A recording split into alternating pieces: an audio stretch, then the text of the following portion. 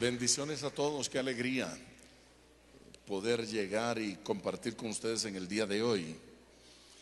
El pastor hace un rato me decía que hoy habíamos anunciado que hablaríamos sobre el tema hábitos que transforman. Y claro, vamos a honrar esa palabra hablando sobre hábitos que transforman. Debo aclararles que hábitos que transforman regularmente lo hacemos un sábado en la mañana y ocupamos 3 horas y media, 4 horas dando ese seminario.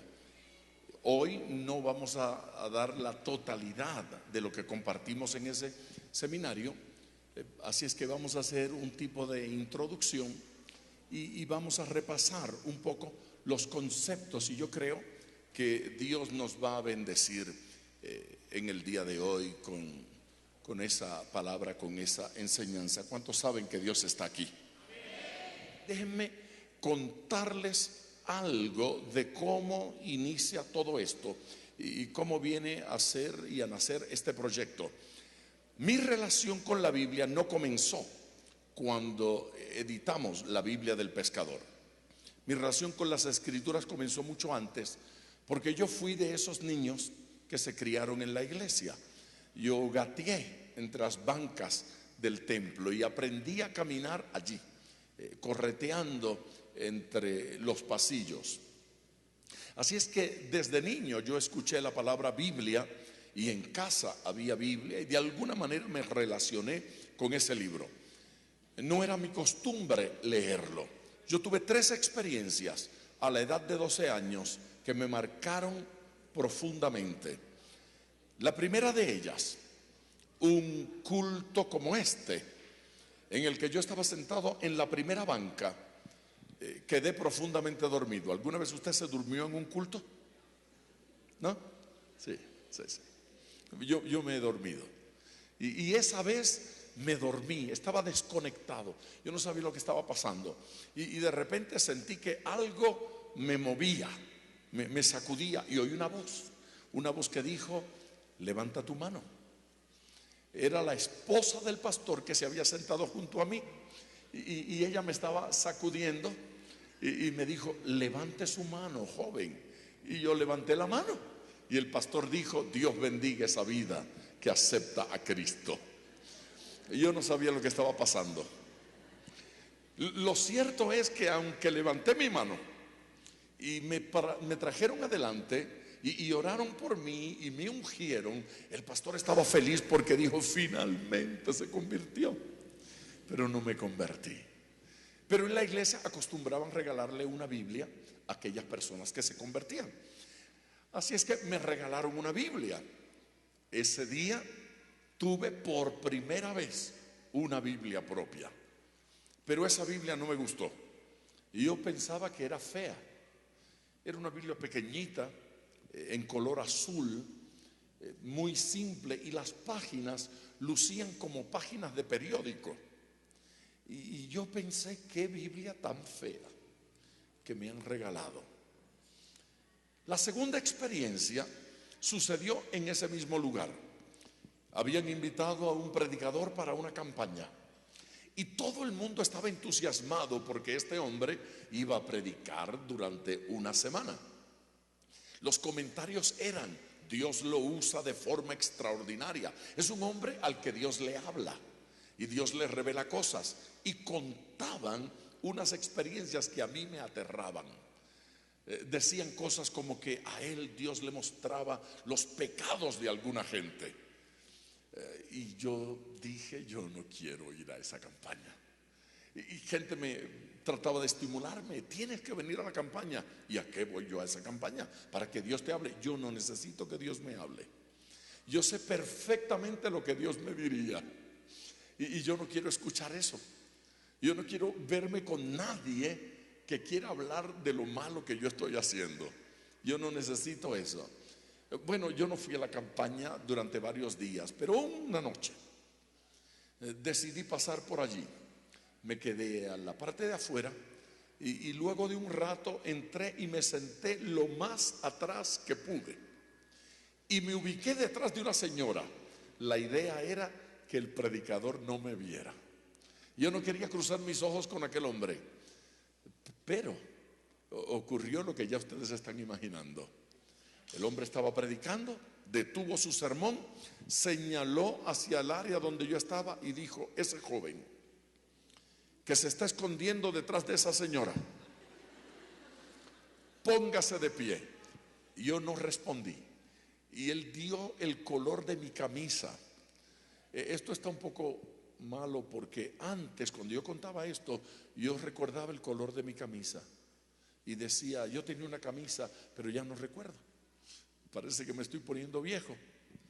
El tema es que él dijo: el joven que tiene la camisa así, así, póngase de pie. Y todo el mundo me hablaba: es contigo la cosa. Y yo sabía que era conmigo. Yo me puse de pie porque me sentí obligado. Y él dijo: yo quiero que venga acá, yo quiero orar con usted aquí adelante.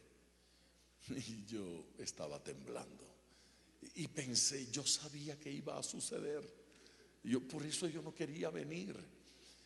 Nunca he caminado tan lento en mi vida. Yo caminé lo más lento que pude hasta el pasillo central.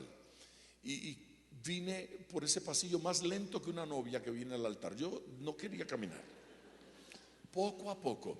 Claro, porque yo estaba aprovechando el tiempo. Yo decidí confesar todos mis pecados antes de llegar al altar.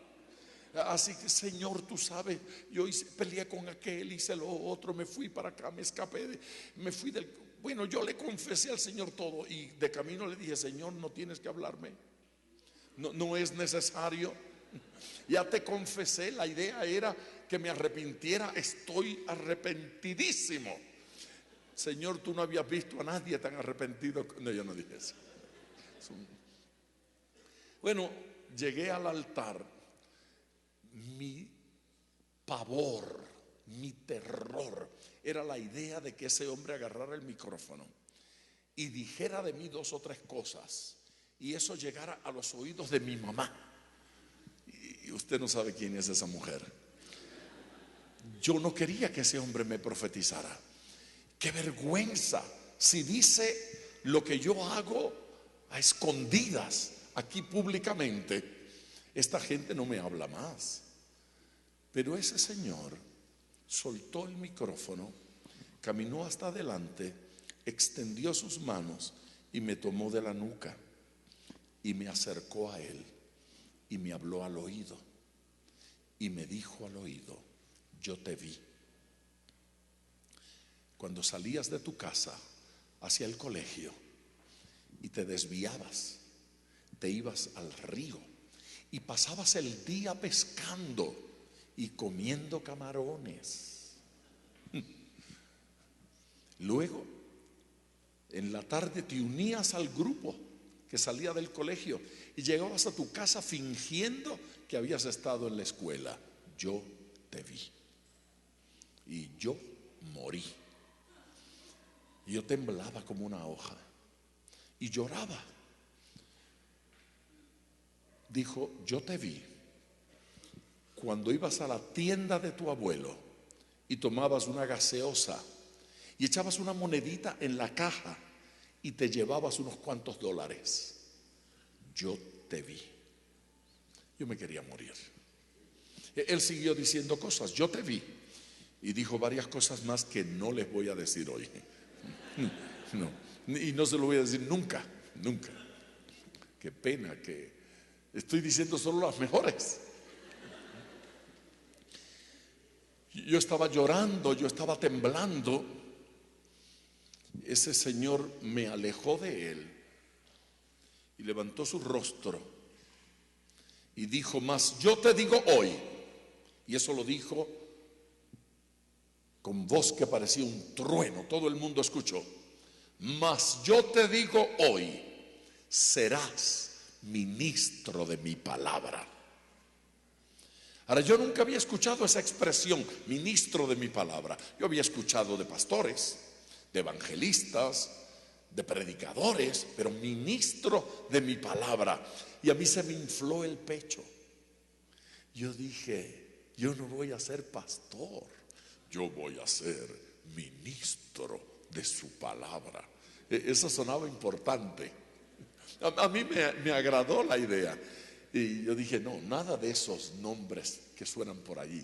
Ministro de su palabra. Así que ya usted sabe, me respeta y me dice, bueno, me impresionó eso tanto que en esa Biblia que me habían regalado yo lo escribí: seré ministro de su palabra. Cuando la gente hablaba de ser pastor o alguna cosa, yo diría, no, yo voy a ser ministro. Pero yo no lo creía, no me convertí. Seguí igual.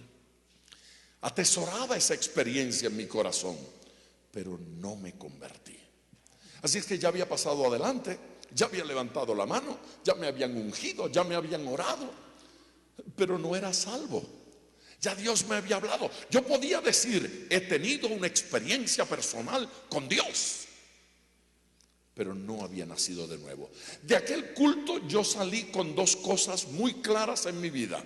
Número uno, Dios es bueno. No me difamó, no le dijo a nadie, solo me lo dijo a mí. Y número dos, con Dios no se juega. Dios lo sabe todo. ¿Hay alguien aquí que pueda decir amén? Así que dos cosas estaban claras en mi mente de niño de 12 años. Número uno, nada puedo ocultar de Dios. Y número dos, Dios es bueno. Dios me ama. Dios tuvo consideración conmigo, pero no me convertí. Vino la tercera experiencia. Mi pastor dijo, ¿estás listo para el bautismo? Y yo dije, usted sabrá. Y él dijo, me parece que sí. Y me incluyó en el grupo. Y a los 12 años me bautizaron. Usted sabe lo que sucede cuando bautizan a un pecador, ¿verdad?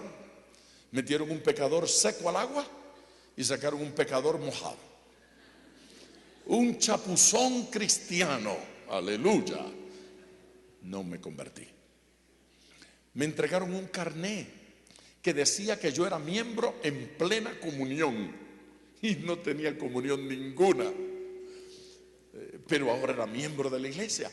Tocaba la batería, tocaba el bajo, cantaba en el coro, dirigía cultos, ayudaba en la escuela dominical, era maestro de niños en la escuela dominical. Pero no era salvo, no había nacido de nuevo. Y tenía una Biblia que no leía. Allí estaba, era casi una reliquia. No leía. Y a los 15 años me fui de casa, abandoné el hogar y me fui a vivir solo en la ciudad de Nueva York. Y allí, en Nueva York, como tenía la costumbre de ir a la iglesia, busqué una iglesia. Y encontré una iglesia ahí en la comunidad y comencé a congregarme allí. Allí había una ancianita, se llamaba Herminia Morales. No sabía leer ni escribir, pero tenía una hermosa Biblia grande, en piel, Biblia de predicador. Esa viejecita, cuando yo llegaba, me llamaba, joven, venga acá, dígame, ¿me puedes leer un salmo? Con mucho gusto. Y yo abría su Biblia y gracias a Dios que los salmos están ahí en el medio. Entonces yo encontraba el libro y hojeaba y buscaba uno que no fuera muy largo y le leía el salmo y le devolvía su Biblia.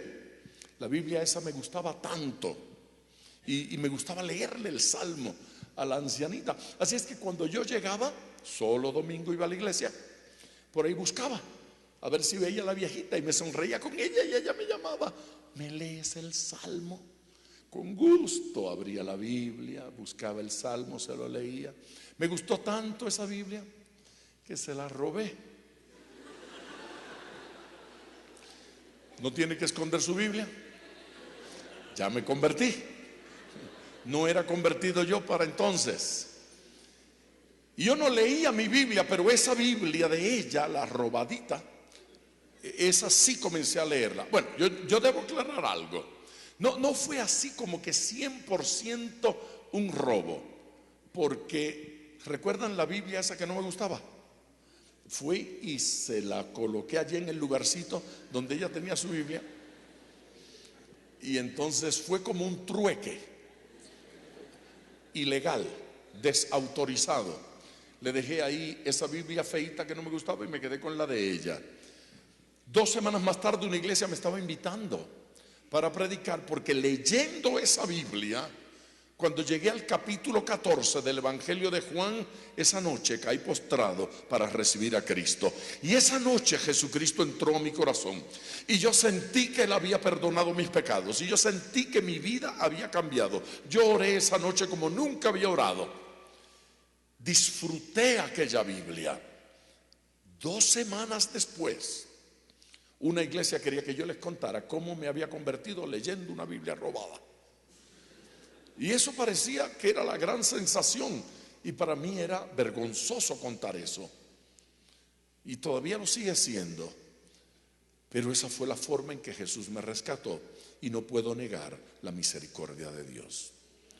Unos meses más tarde, algunas de esas iglesias me invitaban a predicar y yo no sabía por qué me invitaban.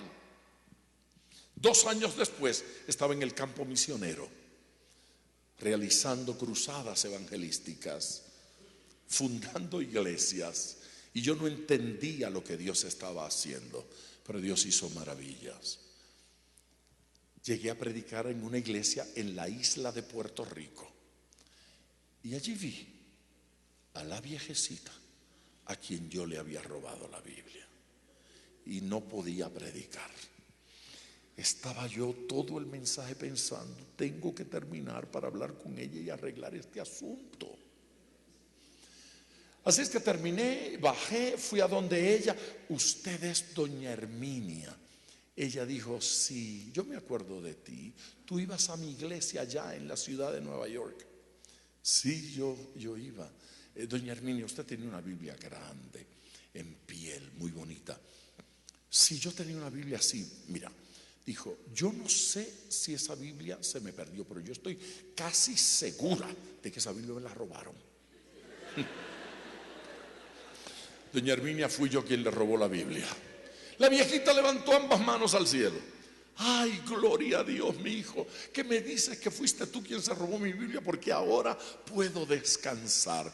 Yo oro todas las noches, Señor, salva al que se robó mi Biblia.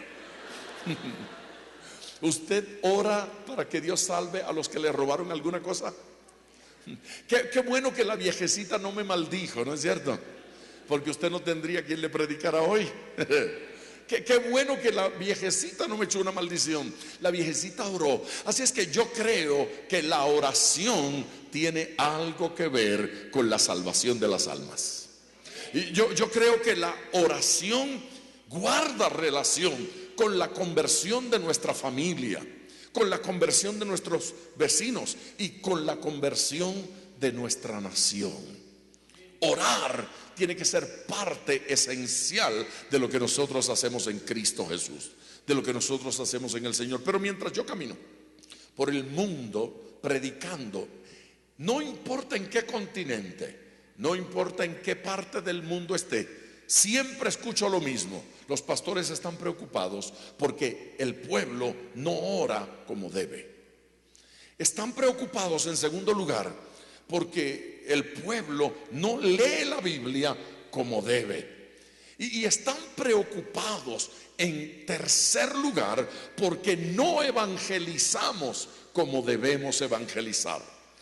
Si la iglesia no tiene un hábito de oración profundo, si la iglesia no tiene un hábito responsable de lectura de la Biblia, si la iglesia no tiene un hábito de compartir su fe, compartir el evangelio con cada persona con la que se relaciona, entonces ¿de qué manera nosotros vamos a cambiar al mundo?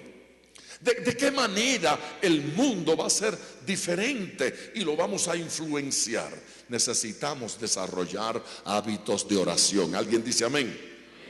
Necesitamos aprender a leer las Escrituras y necesitamos aprender a compartir nuestra fe. Año 1984 yo predicaba en Costa Rica, una ciudad que se llama Alajuela, en el estadio abierto, lloviznaba. Mi Biblia estaba sobre el podio, yo me movía de un lado al otro predicando, y esa llovizna que caía a mí no me molestaba, pero mi Biblia sí. Así es que después del mensaje descubrí que mi Biblia estaba empapada. Y al otro día en la mañana yo no tenía Biblia porque las páginas se habían adherido y se infló, estaba toda hinchada así la Biblia. No servía, no podía manejarla. Salí a comprar una Biblia y camino de la librería se me ocurrió una idea. ¿Existirá aquí una Biblia que me asista en mi labor evangelística? ¿Habrá una Biblia que sirva para evangelizar? Hice la pregunta y la señora me dijo, sí, tenemos una, venga. Y me trajo una como la pequeñita aquella que me habían regalado. Me trajo la más baratita que tenían, la más simple, la más sencilla, y yo la miré y recordé aquella Biblia y dije, no, esto no es lo que yo estoy buscando. Claro, ella había entendido que yo quería una Biblia para regalarle a un inconverso y pensó la más económica para que no gaste mucho. No, yo quiero saber si hay una Biblia que tenga anotaciones que me asistan en la labor evangelística. No creo. Me enseñó todo lo que tenía. Y qué curioso, allí habían Biblias para ministros, allí habían Biblias para mujer, para hombres, para jóvenes, para niños. Allí habían Biblias de estudio, Biblias de profecía, Biblias de tantos temas, pero allí no había una Biblia para evangelizar. Yo terminé comprando una Biblia de las que había allí y cuando salía ella me preguntó, ¿usted es el doctor Pavón que está en el estadio dando la campaña? Le dije, sí. Dijo, ay, me lo hubiera dicho antes. Supongo que eso significaba que me hubiese dado un descuento. Sí, fallé. Hizo una segunda pregunta. ¿Qué debe tener una Biblia para evangelizar? ¿Qué es lo que usted busca en una Biblia para evangelizar? Y mi respuesta fue, no tengo la menor idea. Yo no sé qué debe tener una Biblia para evangelizar. Me fui, pero esa pregunta no me dejó dormir. Yo daba vueltas en la cama esa noche después de la campaña, preguntándome qué debe tener una Biblia para evangelizar, qué debe incluir ese texto. Me levanté, tomé un cuaderno, un lapicero y comencé a escribir. Lo primero que escribí fue la pregunta, ¿qué debe tener una Biblia para evangelizar? Y esa noche comencé a responder. Número 1, debe tener una sección de apologética. Y comencé de una vez a enumerar todas las religiones que yo conocía. Y no conocía tantas. Y a través de los meses fui sumando religiones y luego un listado de todas las falsas doctrinas que esa gente cree. Apologética es la defensa de la verdad ante las falsas doctrinas, las falsas sectas. Así es que ese listado fue creciendo, más de 20 religiones y cientos de falsas doctrinas. Luego la tarea era preparar pequeños estudios bíblicos para poner esa información a través de la Biblia y que un creyente que se enfrentaba con un testigo de Jehová pudiese refutar sus falsas doctrinas y presentarle el evangelio al testigo de Jehová. ¿A cuántos les parece que eso es importante? Esa sección fue creciendo.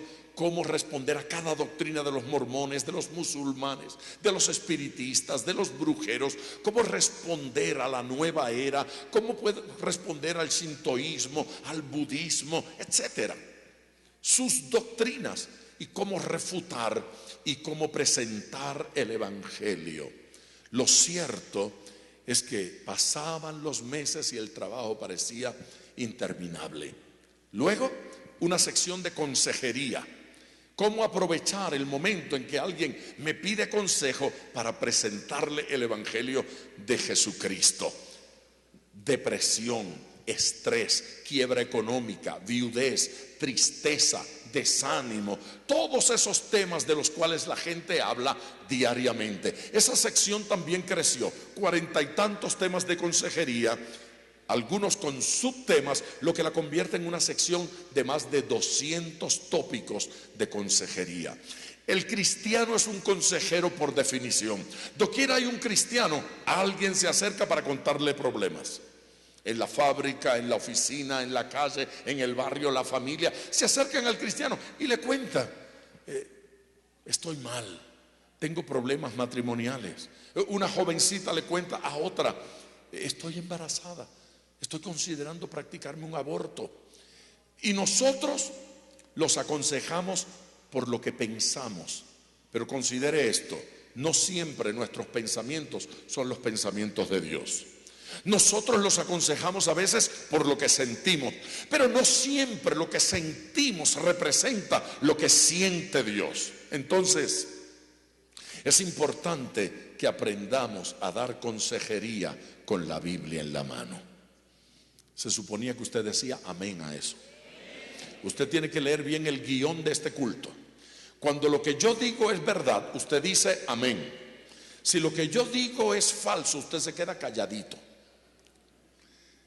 Tenemos que aprender a aconsejar con la Biblia en la mano. Tenemos que aprender a evangelizar con la Biblia en la mano. Tenemos que aprender a compartir la Biblia, a compartir lo que dice Dios. La Biblia del Pescador tiene 6 secciones. Además de tener una sección de apologética y una de consejería, tiene una de evangelismo propiamente. Preparamos un perfil de cada una de la gente con la cual nosotros nos relacionamos. ¿Con quiénes nos relacionamos? Nos relacionamos con médicos. ¿Cuántos aquí se enferman? Bueno, esos 14 que se enferman necesitan la Biblia del Pescador para poderle ministrar a su médico, ¿sí? O a una enfermera, ¿no es cierto? Nos relacionamos con abogados.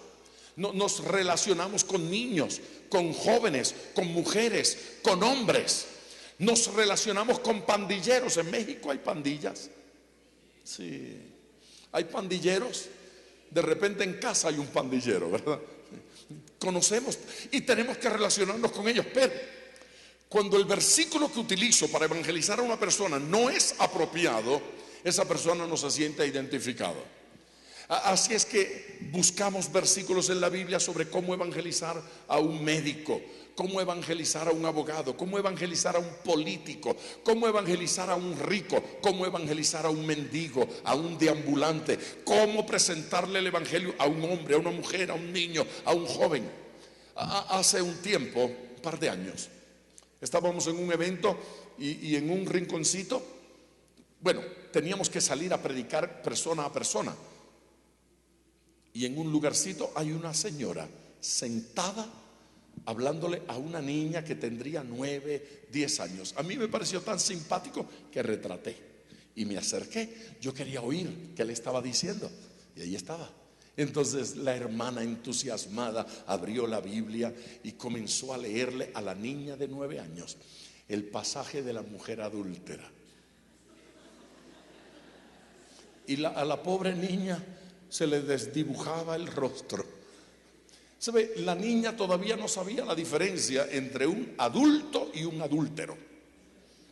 Así es que nunca se enteró de qué era lo que le estaba diciendo esta señora, ni por qué le estaba leyendo ese pasaje. Ese no es un pasaje apropiado para evangelizar a una niña de 9 años, pero hay pasajes apropiados para eso. Los fuimos identificando. Cuando me siento, y hace como un año más o menos estaba en Nicaragua y predicaba en un lugar donde hay muchas pandillas. Y algunos de estos pandilleros quisieron hablar conmigo y me senté con ellos a conversar en unas escalinatas. Mientras conversábamos, le dije: ¿saben ustedes que la Biblia habla de pandilleros? Y los ojos se le salían. No, no es cierto. Sí, la Biblia habla de pandilleros. Dios habla de pandillas en la Biblia. No, no es verdad. Sí, la Biblia dice cómo Dios trabaja con el pandillero y cómo Dios lo entiende al pandillero. En serio, vengan conmigo. Abrí la Biblia, los llevé a un pasaje y les comencé a leer. Miren, este pandillero es la historia de un joven que abandonó el hogar, se fue de la familia, rebelde, se juntó con un poco de amigos y se dedicaron a delinquir. Y luego de un tiempo, ese pasaje enseña cómo Dios intervino en la vida de ese joven y cómo lo restauró y lo trajo y lo convirtió en un hombre de bien. Y les leí, esto es una pandilla como ustedes. Dios ama al pandillero. Esa noche, 10 u 11, tal vez un poco más, de esos pandilleros aceptaron a Jesucristo. Hoy predican este evangelio. ¿Alguien le puede dar gloria a Dios? Gloria a Dios.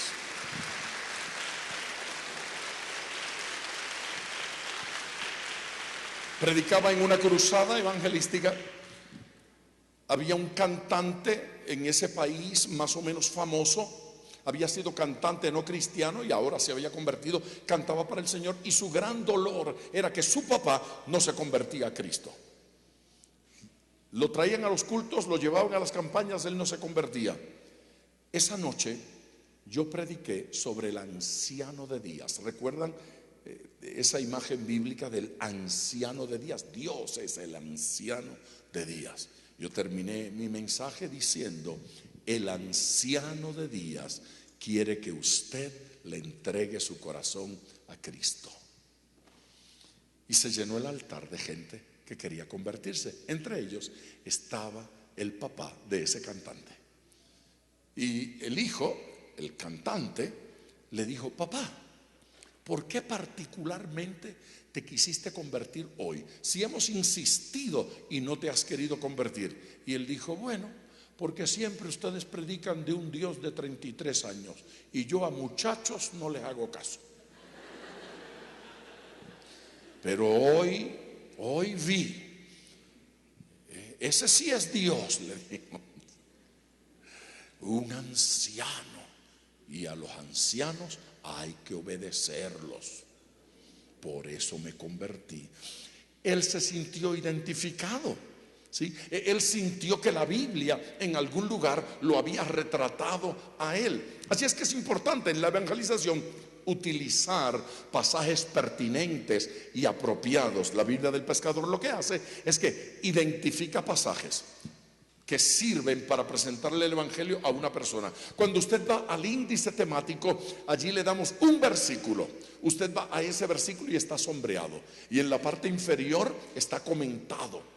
Y después del comentario, que es un comentario sucinto y sencillo, claro, allí aparece un segundo versículo, le lleva al segundo versículo y le lleva a un tercero. Con 2, 3, 4 versículos respondemos a cada situación, de tal manera que la Biblia del Pescador se convierte en un instrumento idóneo para toda madre, para todo padre, para todo maestro de escuela, para todo líder de célula, para todo predicador, para toda persona que quiere responder a otro y que quiere conducir a alguien a los pies de Cristo. ¿A cuántos les parece útil? Fíjese bien, evangelizar, leer la Biblia y orar es algo que debe ser medular en la vida de cada creyente. Hace unos años, una viejecita de la iglesia llamada Esmeralda Morán se acercó a mí y me dijo: joven, ¿usted sabe orar? Escúcheme bien. Bueno, debo aclarar que yo fui joven. Y le dije: bueno, yo oro. Yo no sé si sé orar, pero yo oro. Me dijo: ¿usted sabe orar con los dedos de la mano? Y yo pensé: no, nunca usé los dedos para orar. Me dijo: le voy a enseñar a orar y usted hoy va a aprender a orar. Y esa viejecita en unos minutos me enseñó a orar con los dedos de la mano. Y es curioso, eso me acompañó por todos estos años. Y cada vez que se me olvida por qué debo orar, recuerdo los versículos y recuerdo las razones. Eso es parte de lo que yo enseño en ese seminario, Hábitos que Transforman. Levante su mano, así conmigo. Póngala así, pero mire como yo, así. No así, no así, no así, así. ¿La tiene ahí? Muy bien. ¿Cuál es el dedo que está más cerca de usted? ¿Cómo se llama? El pulgar. La viejecita me dijo, agarre el pulgar y diga, este es el dedo que está más cerca de mí. Y ese dedo me enseña que debo orar por la gente más cercana, es decir, por mi familia inmediata. Usted se agarra el dedo cada mañana y ora por su papá, y ora por su mamá, y ora por su cónyuge, y ora por sus hijos. Esos son la familia inmediata. Y dije, muy bien, nunca lo olvidé. Dijo, ¿y el próximo dedo cómo se llama? Índice. Y ella dijo, agárrese el dedo índice. Ese es el dedo con el que usted señala a los demás. Así es que ese dedo nos enseña que hay que orar por la familia extendida. La familia extendida son los abuelos, son los tíos, son los primos. Pero hay otra gentecita que llega a ser parte de nuestra familia. Por ejemplo, algunos vecinos, algunos compañeros de trabajo, los miembros de nuestra iglesia. ¿Cuántos oran por los miembros de la iglesia? Así es que ella dijo, con ese dedito agarradito usted ora por la familia extendida. Y luego dijo, ¿cuál es el próximo dedo? El del corazón, el dedo del medio. Ese es el más alto de todos, ¿no es cierto? El más alto. Y dice, ese nos enseña que hay que orar por las autoridades gubernamentales, por las autoridades civiles, por las autoridades espirituales. ¿Cuántos oran por sus pastores? ¿Cuántos tienen pastores? ¿Cuántos oran por el pastor? Y por los otros pastores. Si no oramos por ellos, ¿quién va a orar por ellos? Tenemos que orar por nuestros pastores y debemos orar diariamente por ellos. Hay que orar por el presidente de la República. A veces hay que reprender. ¿Sí? Hay que orar por los senadores, hay que orar por los alcaldes, por los diputados. Tenemos que orar por la policía. ¿Cuántos oran diariamente por la policía? No diga nada. Hay que orar por la policía, hay que orar por ellos, ¿no es cierto? Por las autoridades. ¿Dice la Biblia que oremos por las autoridades? Sí, sí, y utilizamos versículos. ¿Cuál es el próximo dedo? Anular, ¿no es cierto? ¿Y sabe cuál es la característica de ese dedo? Los médicos dicen que el dedo anular es el dedo más débil de la mano. ¿Lo sabía? El más débil, es más débil que el meñique. El anular es el más débil. Entonces usted se agarra ese dedo, agarra el anular. ¿Sí? Hay que orar por los débiles en la fe, por los que están presos, por los que están enfermos, por los adictos, amén, por los inconversos. Hay que orar por los débiles para que el Señor los rescate, para que el Señor los sane, para que el Señor los bendiga. Aleluya. ¿Qué dedo nos falta? El meñique. ¿Cuál es la característica de ese dedo? Es el más pequeño, ¿no es cierto? El apóstol Pablo nos enseñó quién es el más pequeño. Él dijo, de todos yo soy el más pequeño. ¿Quién es el más pequeño? Diga yo. Señálese a usted mismo. Diga, yo soy el más pequeño. Sí, el más pequeño de todos los hermanos. Eso nos ayuda a que se nos bajen los humos. ¿Sí? El más pequeñito soy yo, el más insignificante soy yo. Así es que hay que orar por yo. Usted agarra el dedo pequeñito diariamente y dice, además de toda esa gente, tengo que orar por el más pequeño y más insignificante de todos, yo. Amén. Y oro por yo, y bendigo a yo, y le ministro a yo. ¿Cuántos aprendieron a orar? Oramos por la familia inmediata, oramos por la familia extendida, oramos por las autoridades, oramos por los debilitados y oramos por yo. Amén. Amén. ¿Usted está dispuesto a hacerlo? Aquí dicen, dame 5. Sí, no dice, dame 5. Choque esos 5. ¿Sí? Y cuando alguien le pide 5, ¿qué usted hace? Le da 5. ¿Sí? Dame 5. Y le da 5. ¿Qué haría usted si Jesús le dijera, dame 5? ¿Le daría 5? Usted puede hacer este ejercicio en 5 minutos. Orar por la familia inmediata, orar por la familia extendida, orar por las autoridades, orar por los debilitados y orar por yo. ¿Usted puede hacer eso en 5 minutos? Sí, podemos hacerlo, ¿no es cierto? Podemos hacerlo. Ahora fíjese, los profesionales de la salud dicen que si usted hace algo por 21 días consecutivamente, usted crea un hábito. Es fácil crear un hábito. Se requiere un compromiso, cuando menos de 21 días. Y si por 21 días yo lo hago, he creado el hábito. Fíjese, en casa todas las mañanas había peleas. Siempre. No encontrábamos las llaves. No, nunca aparecían. La llave de mi auto no aparecía, la llave del auto de mi esposa no aparecía, la llave de la casa no aparecía, la llave de la oficina no aparecía. Siempre habían llaves perdidas. Y luego mis hijos, ellos también botaban llaves, perdían llaves. Entonces un día yo dije, necesitamos crear un hábito. Compramos una de esas cositas que se ponen en la pared para colgar las llaves. Y yo la puse junto a la puerta de entrada, porque solíamos entrar por la puerta de la cocina. Entonces allí puse esa cosita para colgar las llaves. Traje a mis hijos y a mi esposa. Miren cómo es el tema, le dije.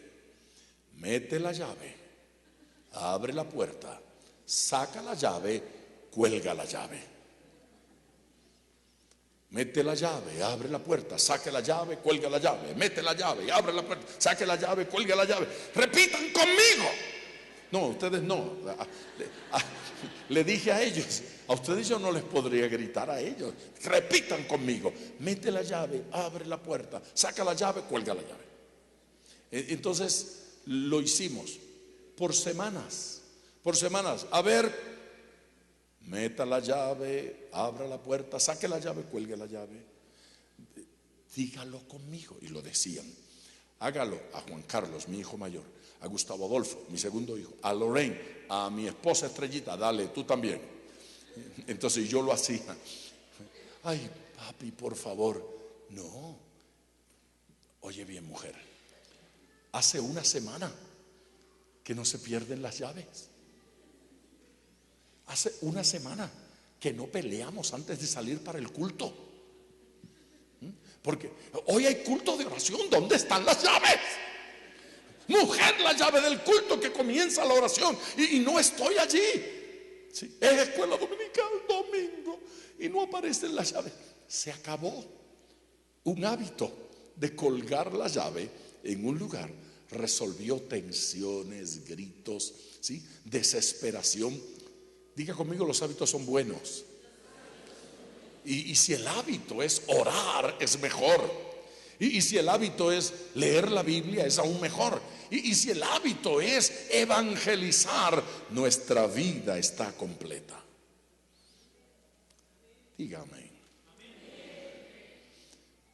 Debemos crear hábitos, pero cuando menos esto hagamos.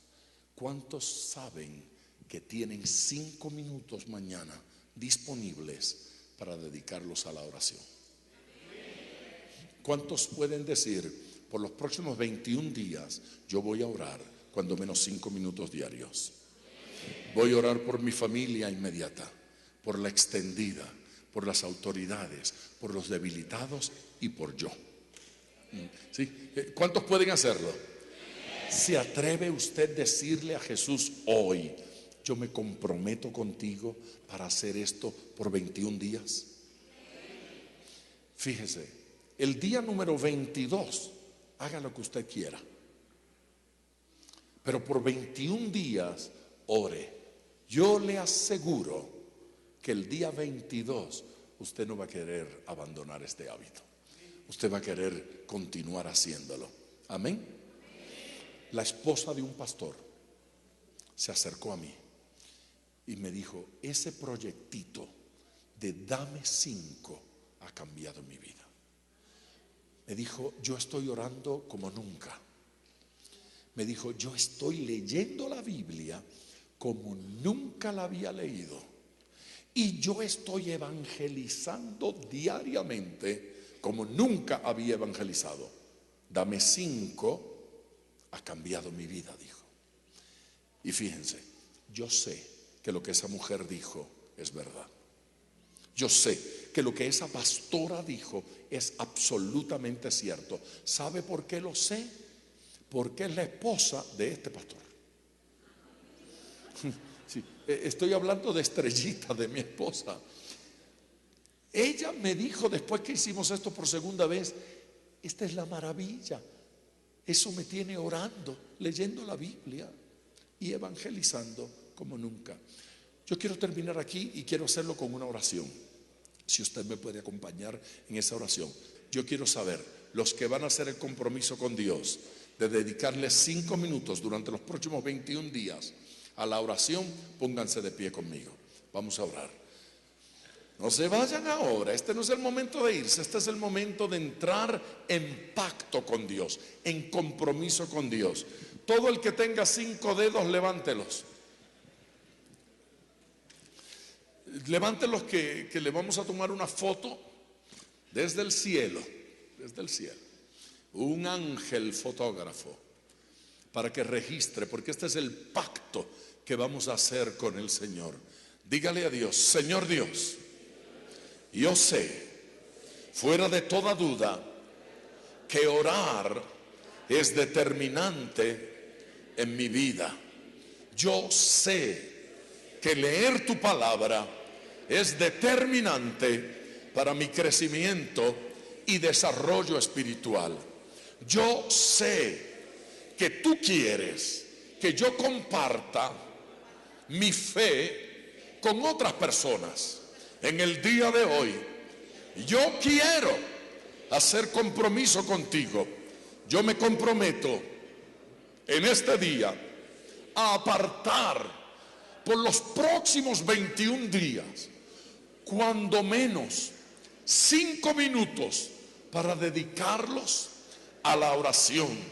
Me comprometo públicamente, con mi mano en alto, con mi corazón desnudo, confieso que los próximos 21 días serán días de compromiso, serán días de pacto, serán días de profunda oración. Diga gracias, Señor. Diga gracias, Señor. Quede allí con la mano levantada en la presencia de Dios.